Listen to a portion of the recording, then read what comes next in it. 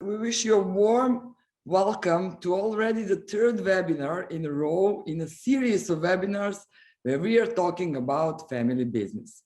My name is Ljiljana Babić, and I'm again very proud to be the moderator of today's webinar. These webinars are held by Professor Dr. Andrej Vizjak. Professor Vizjak has leadership experience at the highest management level in multinational companies, and he is the author on 25 books. Those books are published globally by leading houses and translated into 12 languages. With Andrej's success formula methodology, he won 2013 Globally Advisor Challenge, a competition for the most influential consulting concept in the world. Today, with his wife Sonia, he has his own family business established with his headquarters in Dubai, AV Consulting. At AV Consulting, Andrej is focusing his tremendous experience in consultancy on international strategies and organization, family-owned companies, change management. As I already mentioned, this is our third webinar on family business. The first was held at the end of 2020, and then we made a general introduction of the family business and what makes this type of business so unique. The second webinar, held at the end of January, was dedicated to the importance and criteria in choosing the right successful successor. At today's webinar, we will talk about the tools for strategic gap assessment of family business. The Andrej presentation will last approximately 40 minutes. If you have any question in the meantime during Andrej's presentation, please feel free to write them in Q&A section, and we will answer them later on.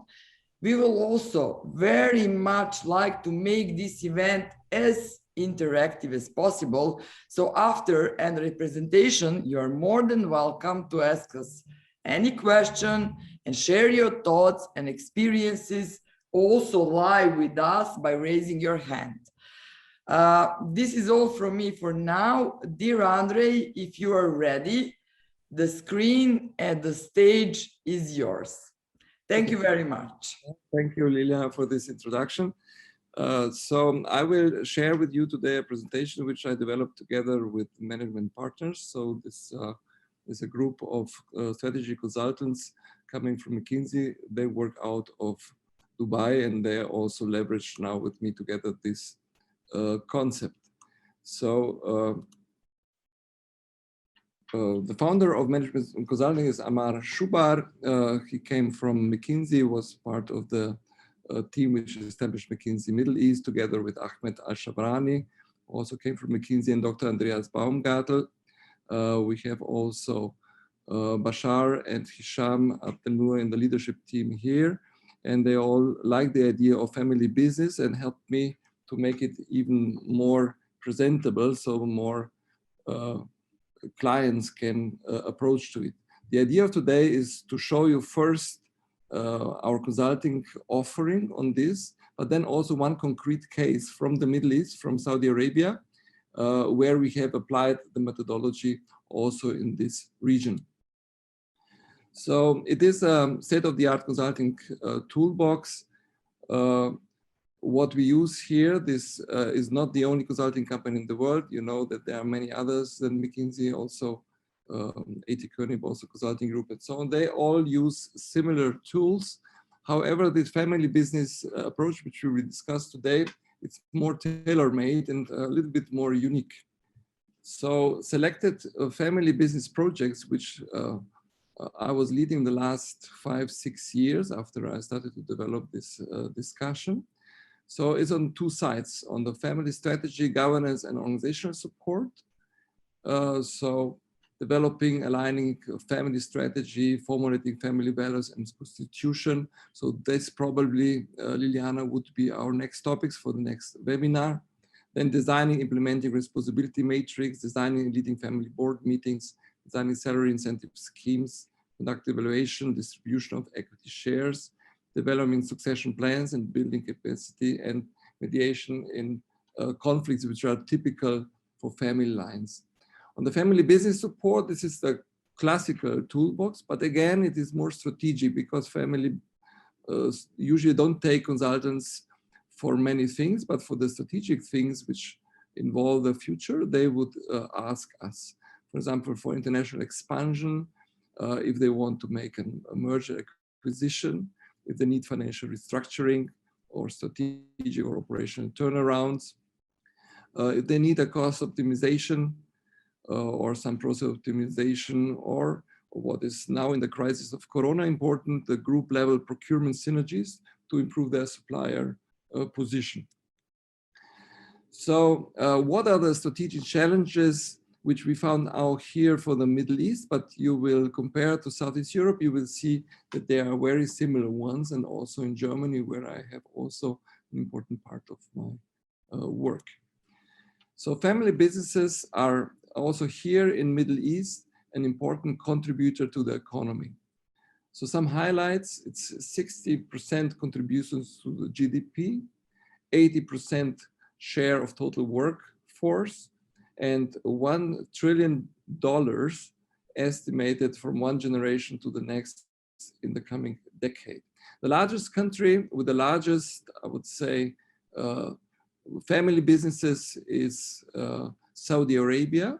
So out of the top 100 family-owned businesses, 36 are coming from Saudi Arabia, and 83 are coming from the GCC itself.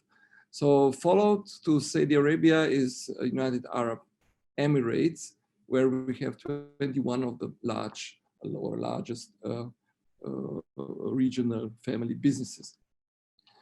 So the GCC family businesses are more developed in many areas compared to the global family business. So this is a study of PwC. Excuse me, Andrej, are you supposed to share with us your presentation? Yes, I should. Did I do it? Because we don't see it. Okay. Sorry for interrupting you. Now? Now we see it. Okay, sorry. So, okay, but the slides which I showed now are now coming to be more interesting. Sorry. Okay, super. Okay, so this study of PwC showed a few questions on a global level where the GCC companies are better than the average of the global. So for example, you have a documented vision and purpose statement. So here 75% of family businesses have already done this homework, globally only 49%.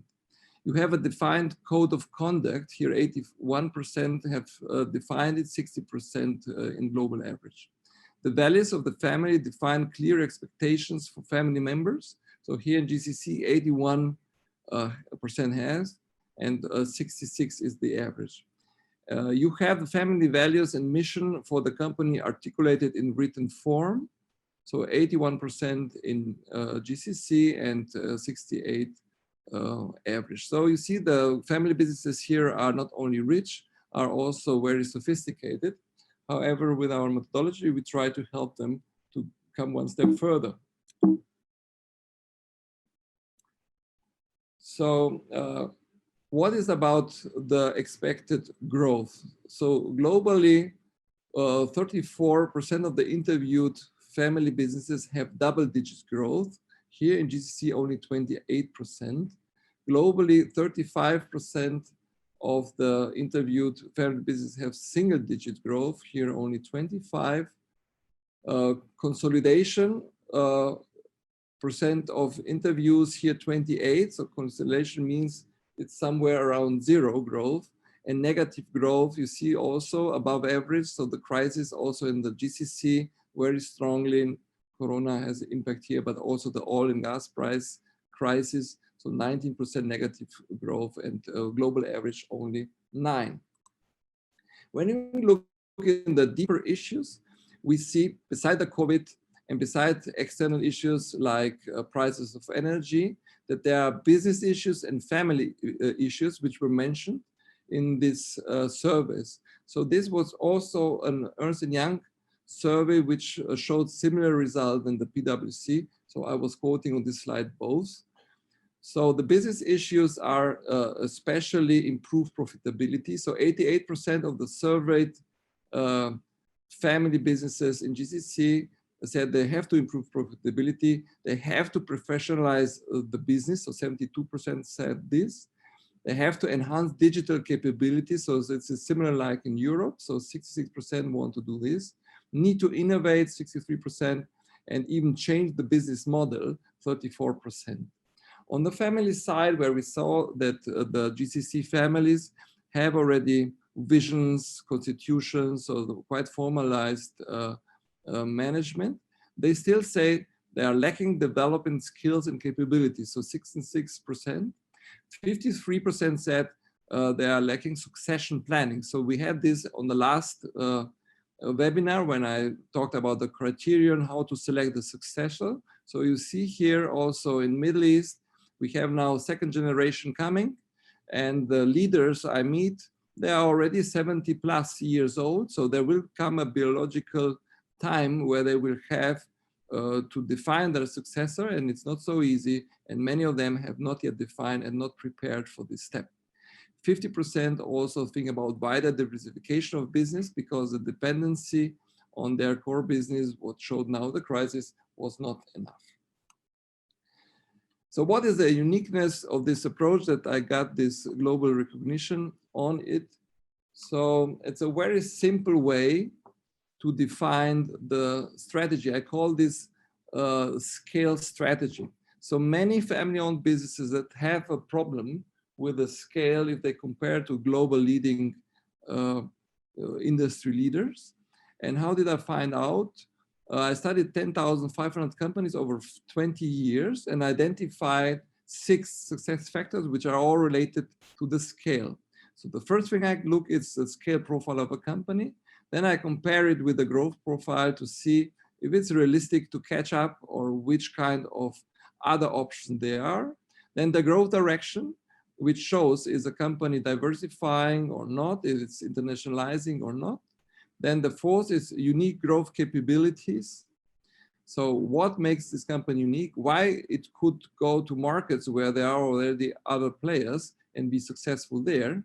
Then the growth path, which I divide into external growth through M&A and organic growth. And then the organization, which has to fit the strategic pattern of a company. So I developed a Rubik Cube as a symbol how many options there are. So I distinguished 4 different options of each of the 6 success factors, and we end up with 4,096 strategic profiles of companies. This is difficult to sell to managers. So that's why I was trying to simplify, and I found out that 80% of the successful companies I found, they have 4 different profiles. Either they are local specialists, that means they are in a region very narrowly in a selected service or product niche.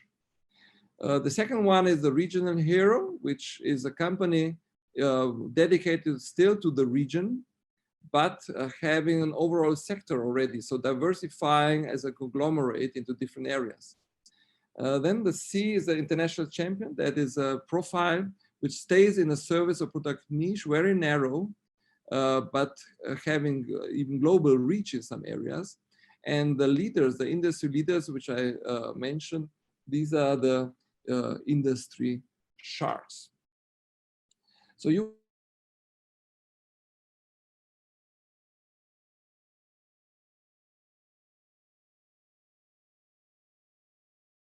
are the first in the world, but you also have to manage the success factors in the right way to stay in this role. So here is the growth cube. So this Rubik cube, also the Rubik colors, if you see, which gives, if we combine those 4,096 combinations. So we have a success formula for either smaller industry followers as also for the large industry leader, as also for the smaller industry followers and the large industry followers. So it does not mean that it's helpless if your starting position is not that you're number 1 in something, but you have then carefully to look at the other dimension to find the right combinations. which help you to become a top performer. So top performer for us is the combination of sales grower and profit grower. And underperformers, I found out that they are most likely acquired due to the concentration of industries. And many family-owned companies are, when they have missed the succession planning, in the position that they are selling. So usually either the underperformers or the company without the succession, they would be part of the M&A or victim of the M&A, like you want to say to this as well. So the growth direction you see here on the yellow dimension. So it is either the regional product niches, like I said before, international product niches, or regional multi-business industry scope, or even the total global market. And the combinations here are interesting. So in some areas, you need scale-related capabilities, but if you go for the niche strategies, it's enough to have a product and or regional focus. The organization which is suitable to each of those can be also statistically proven. So it's not enough that you have, I would say, centralized organization. Sometimes it is easier to grow if you decentralize either the product units or the regional units. And this is case-to-case specific, what also can be helped with this methodology. If you want now to understand the formula of the four highlighted strategic profiles. So the local specialist typical is a smaller industry follower, typical with a top performer attitude. So he is very well managed with high growth rates, with a very good profitability development. It's focused on the regional product niches with some specific skills which its focus allows. And he's typically organically growing. He's not acquiring other companies and has centralized functional units. A company where I worked for the last 5 years, it's in Germany, Gebrüder Peters, which was in the 4th generation until Fritz Peters took it over 4 years ago. And since then, he has now already tripled his revenue growth from 50 million euro to 150 by achieving 2 times in a row the prize for the fastest growing construction company in this size class in Germany, which is a special attribute in such a large economy like Germany with so many family businesses. The regional hero, I give always the example of Berlusconi's Fininvest. So he is still an industry follower, but a larger one with his Mondadori group and also Fininvest media company. He is a top performer in some areas, but usually he would go for the growth priorities. Regional multi-business niches, so he controls in Italy or used to control even the political field, but he's in sports, he's in television, he's in magazines, so broader entertainment. So he has a strong market-related capabilities. He's leveraging his, I would say, access to different roles and different also decisions throughout his businesses. He did a lot of corporations, acquisitions. So for example, when I was vice president of Bertelsmann, we could not work as a media company in Italy, although we have been the global market leader at that time in books, and still we are. Or they are, I'm not there anymore. So the only thing to work in Italy was to cooperate with Mondadori, and in other countries where we made corporations, we always had the position of the management authority of the company. In only country where Berlusconi was decision maker was Italy, because either we would work with him at his rules or we would not work there. So a regional hero can work best in a decentralized product unit structure. So you will see in all his companies, independent management, independent businesses. However, there is one market-related capability defined through him. International champion, I give here an example from Middle East, but in fact, the owner is a Slovene, a friend of mine. He used even to be the captain of the Emirates Golf Club in Dubai. Gorica Group is the leading, I would say, truck company in the Middle East. So almost half of all the I would say, truck are equipped with his chassis. He was coming originally from Slovenia. That's why the name Gorica. It's a city in Slovenia. And this company was a state-owned company where he made a kind of management buyout and then built it up from scratch here in the Middle East. So in the beginning, he was starting very small. However, very strong pushing the growth. And he built this international product niche with the chassis. So he's going out of Dubai, even to Africa now, to parts of Asia. He's covering Saudi Arabia, Kuwait, Bahrain, so the whole region, MENA, and also other areas. Strong product-related capabilities. So here the streets are different in Middle East than in other parts of the world. So the streets are bigger, so they allow bigger trucks, bigger convoys, and he was adapted to this, and he could made it tailor-made. So there was no global offering for this, and he could adapt to the Middle East requirements. Similar to this, also Adria Caravan from Slovenia, a similar company, has adapted to the Australian caravan model, where also they build bigger and different caravans, and they determine the market there. So you see here there are a lot of companies which don't have to be very big. They can become international champion in the areas where they work. So the industry shark, I wrote Bertelsmann, as I said already, is the largest book publishing company in the world. I was executive vice president 5 years, responsible for the book business. At the time, we did a lot of acquisitions. So you see here major mergers. So we bought Random House, the largest publishing company in America, for more than $1 billion at that time.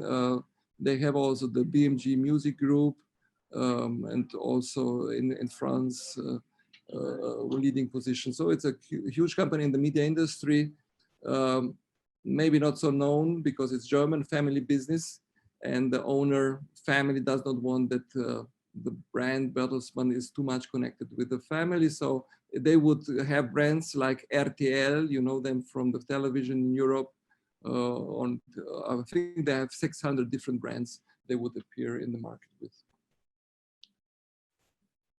So how does our methodology work? So first we evaluate the existing performance of a company with the new criteria along those 6 success factors. Then we define different industry scenarios based on the existing and projected future industry concentration. Then for each of the industry scenarios, we select the relevant success formula for the company and identify the existing gap.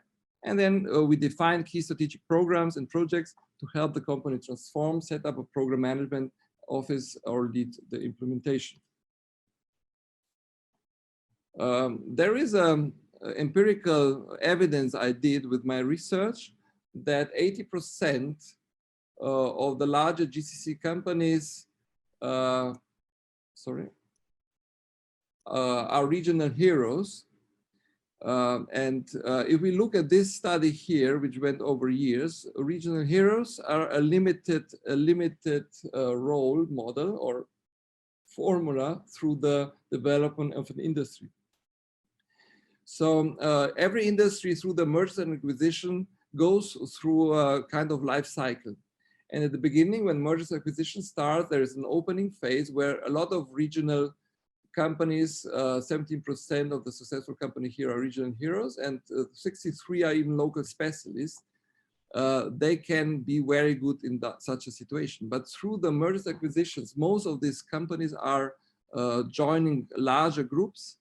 And so if you go through the to the balance phase, this is the industry where, for example, soft drinks, Coca-Cola, Pepsi-Cola are defining as industry shark the role.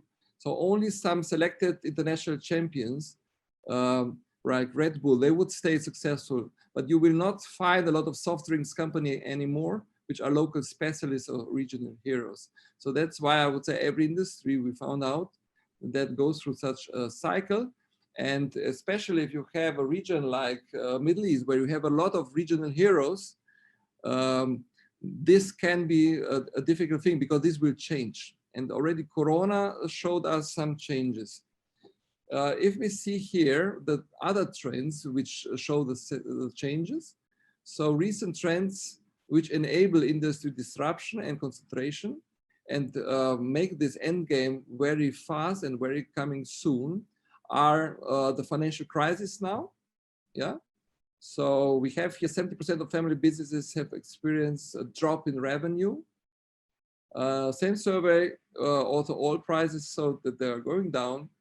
Also, digitalization is now through Corona coming up, and several sectors like retail, trade, banking have experienced significant digitalization.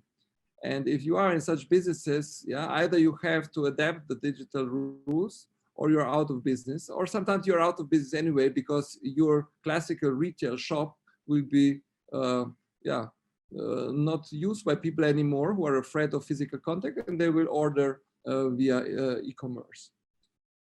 So digital competitors have also better cost structure and more innovative business model, so that the traditional family companies, for example, in Germany with the 5th generation, a lot of trading companies will have problems, but not only trading companies. You see here real estate, hospitality, airlines are having problems now.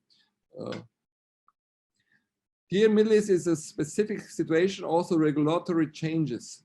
So usually the Middle East was living from global brands coming to the Middle East, and they had to make a strategic partnership with a local company to share profits, because the law said that you cannot establish a business if you are not here an incumbent. So in November 2020, UAE government has announced waiving the requirements for commercial companies to have a major UAE shareholder or agent, allowing full foreign ownership of onshore companies. They did to attract companies now in the crisis to be here. On the other side, the monopolies of the domestic is gone. And if you are regional hero only based on the local advantage, then you have a problem. So can you imagine that Auto Zubak in Croatia loses the license of exclusive distributor of all Volkswagen Group companies? He's one of the richest Croatian industrials now. This will change overnight if something like this happens. Okay, there are some examples here from the region about the banking sector, which is changing. So this picture should show you the kind of options our methodology would suggest to such companies, either to go for international champion or to join an industry shark. So what we do usually is a very short assessment of 5 weeks, where in the first week we get to collect the data, schedule interviews with the key personnel. Then we do the 3-4 weeks assessment where this data is analyzed. And I personally usually conduct the interviews because usually family owners would like to speak with me directly, but I have a team which then helps me to run the diagnosis. And then a presentation of findings in week 5, where you can speak with the owner or with his management team about what can be done. And typical questions are around those categories: transparency of ownership structure, structure of companies, operational strategic KPIs, financial KPIs, which are sometimes in family-owned businesses not so visible, compliance, so code of conduct, decision-making processes, code of conduct for non-family members, business processes again, then performance in terms of wealth creation, but also in the terms of strategic requirements of turnaround, then the strategy of a family, the strategy of the business, and things like we discussed already, succession and professionalization of the business. So these are, I would say, basic data we request.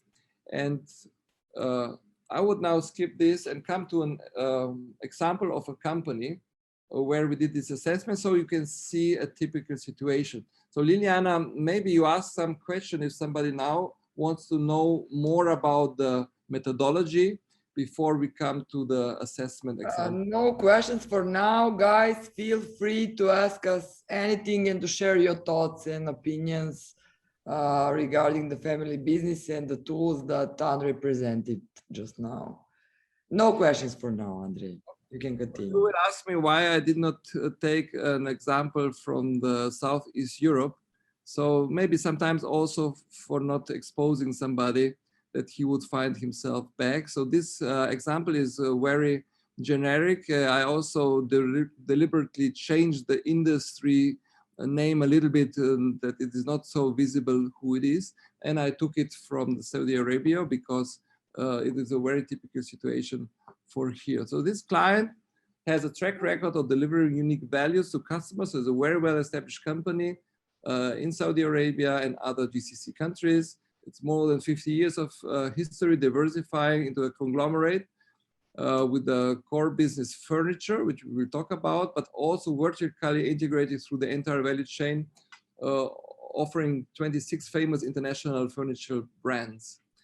The assessment shows a strategic gap of 44% toward the 4 success formulas. And I have successfully started it has successfully started the furniture business as a local specialist in '98 and is now following the growth direction of an industry shark, which for his scale profile is the wrong strategy. The smaller strategic gap is again to the local specialist, but it would be a step back for the company if they would go back to where they started.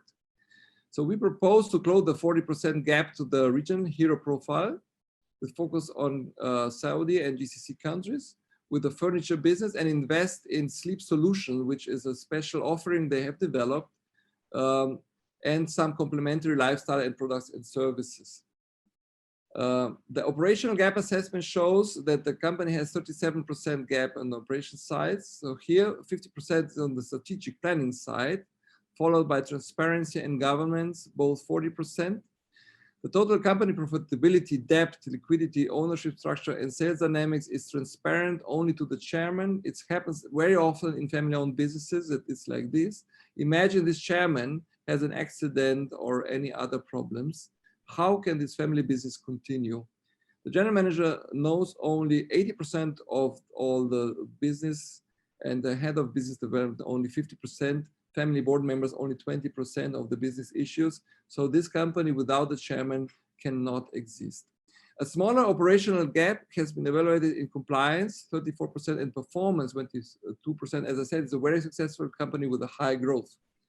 The proposed next steps: internal business and market segmentation, evaluation of external market potential, evaluation of internal resources, development of family and company vision, and development of strategic direction. This all should lead to an IPO to finance the gap to become the regional hero, which we need to be if we want to advance.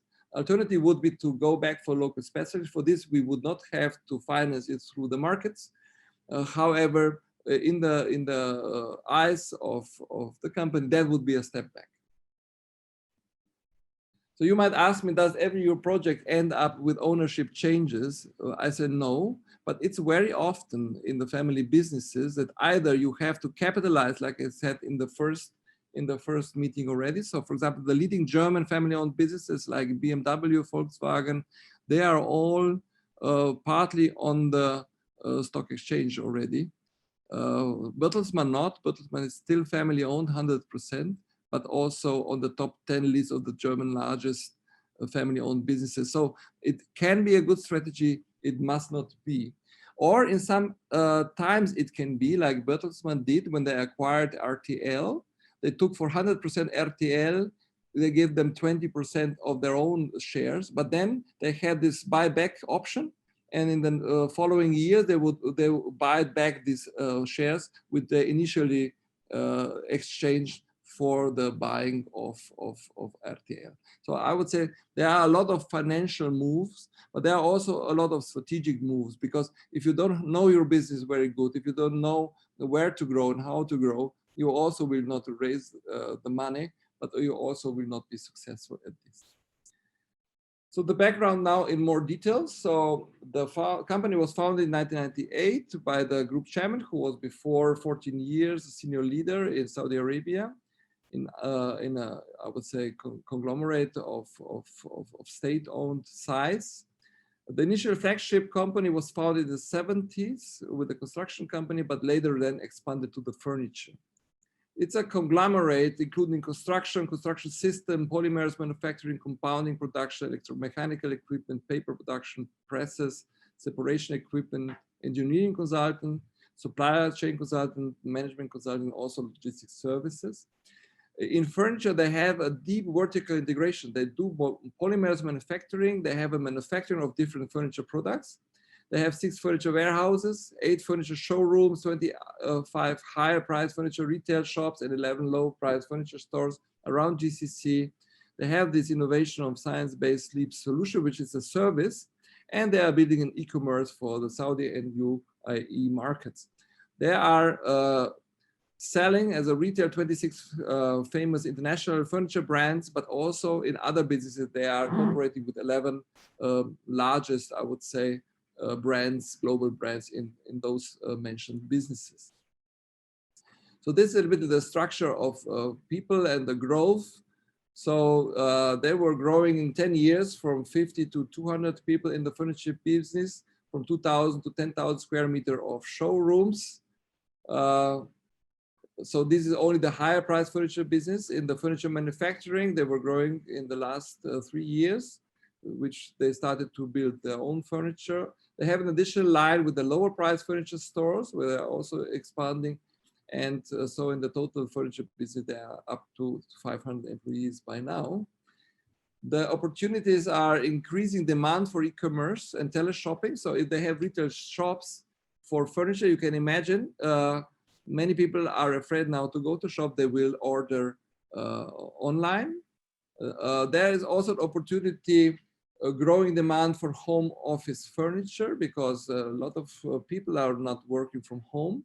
So they need other type of furniture at home. Growing awareness of importance of sleep, which is also important. Many people have problems with sleeping disorders. And the B2B customers, which are construction companies building buildings, they will also buy the furniture directly and then also sell these apartments already furnished. The threat is the economic crisis, the convergence of the global industry, so that this regional, I would say, advantage will go away. The new entrants like bed-in-box startups and strong direct competitors. We have now Ikea also here at Amazon in the United States, United Emirates, in the GCC countries. Yeah, other companies like Becker, CD are also growing. The strengths of this company are their growth capabilities, agile organization, quality standards, and the purchasing process, which enables us them to achieve good margins. The weaknesses, the scale profile, as I said before, for this choose and grow direction in industry shark, it's too small. Then some poor furniture brand positioning of some brand they have. E-commerce is not developed good enough, and some operational gaps I will mention later. So the strategic gap assessment shows, I would say, how do I do the strategic gap assessment? I did the interviews with the chairman, active family members, and other top management. I've got some company profile, organization structure documents, strategic reports from other external consulting. They had a number of strategic planning documents available. So this is also very often an argument when I come to a new client. They said, okay, we have worked already with other consultants. Why we would need you?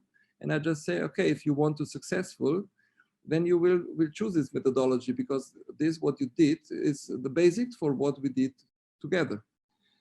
The next step is this methodology applied. So as I said before, they are going from local specialists to industry shark. And we can quantify this also by industry. So we always evaluate the industry, how much in the concentration process it is already. And this industry I talk about here, furniture, it has some 25% chances still for regional product service niches, because the regional industry requires an adapted value chain.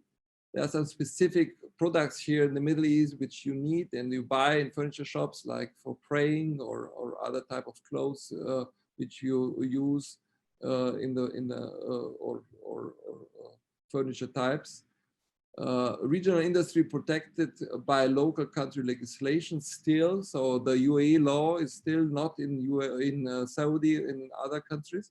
It might come, but it is not yet there. So there's some protection regionally still. There's some conversion of the regional industry, 50%. So you see here that the industry enables the economies of scale in purchasing and operations. So here you have some arguments. And then the global product service niches allowed. So industry allows a global development of products and services, allows a global brand development, and also global distribution development. If you would be free of any size restrictions or scale limitations, you could say 100% this is an industry shark industry. So that's why Amazon and Ikea are so successful, yeah? Because they are able to localize, so they build a regional value chain, but they also are leveraging the global development of products and services. They are leveraging the global brand. So I think everybody in the world by now knows about Amazon and Ikea.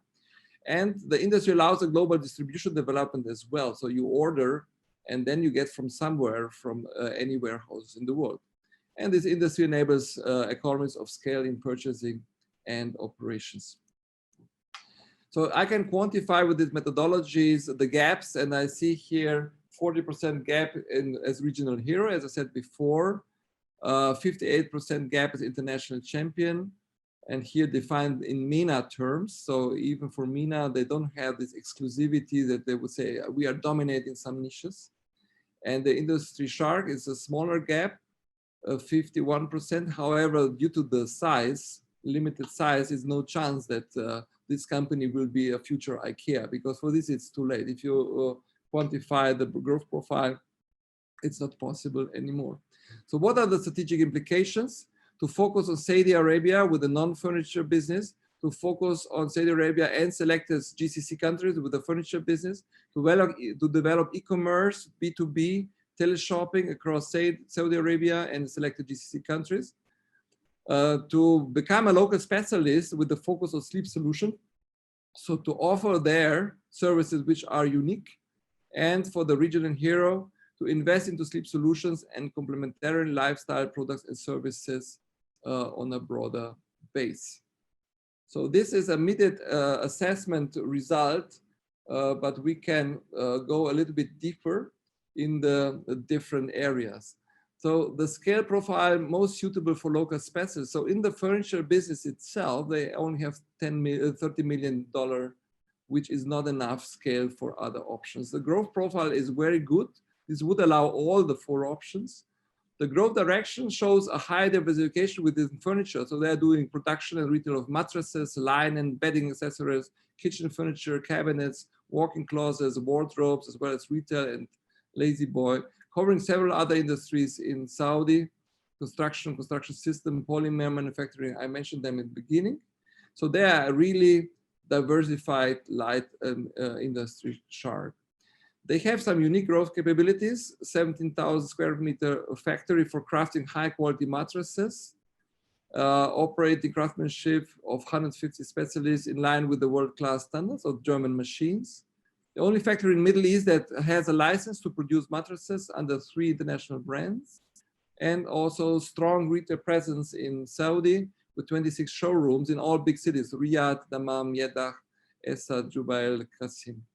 The growth path represents world-famous furniture brands, so they are able to work in alliances, and they have significant organizational gaps due to limited growth capacity.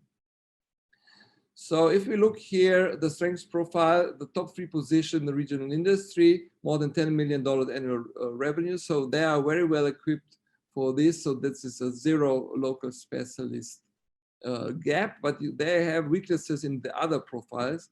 So less than $1 billion revenue, which would be needed for a regional hero, not among the top 3 companies in the global product niche for the international champion, an important criteria, not among the top 3 companies in the global industry, less than $1 billion annual sales, which is important also for the international champion. On the growth profile, they show the strengths, which is good enough for local special regional hero, but some weaknesses on the top 3 performance compared to international champion and industry sharks. If we go to the strategic direction, so the regional hero profile, our client requires additional capitals and skills. And we saw here that there is a gap and you need resources to finance capital for organic growth and acquisition, showrooms, sales, technical staff. You have to build the e-commerce. You need for these resources as well, and also for the branding skills and staff. The growth capabilities they have, the strengths, understanding the specific customer requirements of the specific customer groups here in the region, adapted product services to the specific requirements, and effective internal processes, innovation management. But the weaknesses, which are strongly important also for those international profiles, brand not recognized as a domestic brand and or as a specialist brand, and missing critical mass to leverage economies of scale, acquisition power, R&D investment, brand and distribution investments. Our client proves with the multiple international alliances the capability of external growth across all profiles. So there's a relatively small gap here. So they are doing really every year new alliances, smaller projects. They show some strategic gap on the organizational across the strategic profiles. So what are the weaknesses? Not sufficient inspired expert staff to cope with the 30% annual increase of revenues. Missing organizational mechanism to revise, implement on an ongoing basis of winning strategy, and some labor productivity issues. So before we come to the operational topics, Liliana, because it is more specific, any questions from you, Liliana, Yes. or any other? Yeah. We have a question for our dear alumni, Daniela Vukosavlovic. Hello, Daniela. Which approach you would suggest for solving a lack of formalized strategy in family business, ESP in small companies? Okay. What means ESP? Such as? Okay. So thank you for the question. I would say, like I said before, you don't need a big formalized strategy. It's enough 4 weeks with this methodology, and you get a written document which will guide you. It's more important the participation. So sometimes it's important the awareness in the company, if it's a small company, that people are open to talk about a longer term, because usually family business is managed from month to month, sometimes from year to year, but very rarely they would say, okay, we want to achieve this objective and we want to have this niche dominated by us in the next 10 years. So that's why this I would recommend. So set the target 2030, define where you want to be. And if you don't know the way where to go, you have my contact. Liliana will connect you. Yeah. These initial discussions with me, I never charge. So I see it as an honor if I'm asked by my alumnus to help them in their real business. Because I helped you in your MBA, I will be helping you also in your business. Okay, thank you. Please feel free to ask us any question you would like to hear from Andrej. Andrej, for now, we have only Daniela's question. Thank you, Daniela. You're allowed to continue. Thank you. Okay, so we have 5 more minutes, I understand, and let's see how the operational gaps and the next steps looks. So also for operational gaps, I did these chairman interviews and I got some governance handbook of the company and some financial statements, but they asked me not to work with this as in this initial assessment. This picture I showed you already, this is methodology. And now I would say only 1-page result. So the market and competitor view based on assumptions and not on market research. So that was the major issue I found in the transparency. Unclear definitions of financial and operational KPIs, allowing subjective interpretation, which is often in the family business. And if they have 3 or 4 children and every child wants an own business and the father says, yes, you can do, you are my likely have my support. So this is not the way how you do business. So usually you need a business plan for every single business, an investment plan, and all this. Actual expenses and overhead not precisely calculated. So if you want to support a new business, just stay away with the overhead expenses and it will be profitable, but that's not the true story. So you need to cover the cost. Overall family wealth and development not transparent to family members. That's an operational issue as well. So I mentioned before. Compliance. decision processes not clearly defined, sometimes involving too many people, sometimes very centralized, no formal investment planning, no bottom-up decision-making on new product selection, and the recruiting not always transparent for family members, what is very often in family-owned companies. Performance side, e-commerce potentially not fully exploited, too slow divestment decisions on old stock or negative stores and businesses, no benchmarking of employee productivity in overhead areas.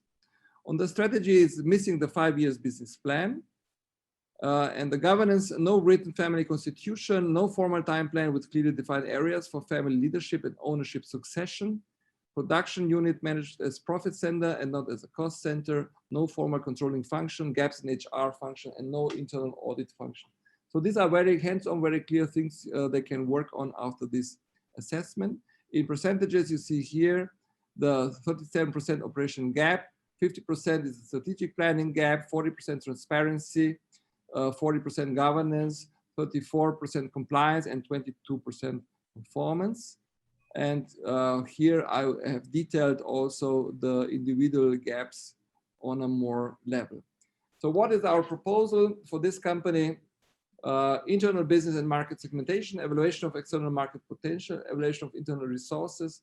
And with this, they are able to raise capital with an IPO to go to the stock exchange, and then define a broader family company vision. So to align everything with the family members, to develop a longer term strategic direction, and then implement the controlling of this strategy and organization.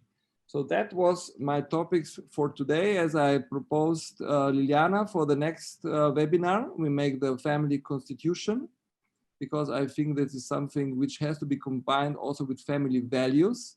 So I would combine these two topics, so family values and family constitution. So you are all invited to participate. And yeah, Liliana, the last word is yours. From my side, thank you very much. Okay, thank you very much, Andrej, on these useful tools, advices, and information. Now we would like to open discussion to hear from you if you have any questions, comments, or you would like to share your own experiences. You can do this either by raising your hand if you want to join us live, or write your questions in Q&A section. Any questions? No, we don't have any questions. Anything to hear from you for the end, Andrej? So thank you very much, Liliana. So without you, these webinars would not be alive. So I look forward to see everybody again. I would say somewhere mid-May, yeah, Liliana, mid-May. Yeah, we will update you about the final date. You will receive the presentation also in the follow-up email. And we will make the final date. Thank you all for your attendance and participation. Thank you, Andrej, again. We are looking forward to hear from you and to your participation in the next webinar. And yeah, you will be notified about the date and our topic you already mentioned, what is going to be. Best regards to you all. Stay healthy and well.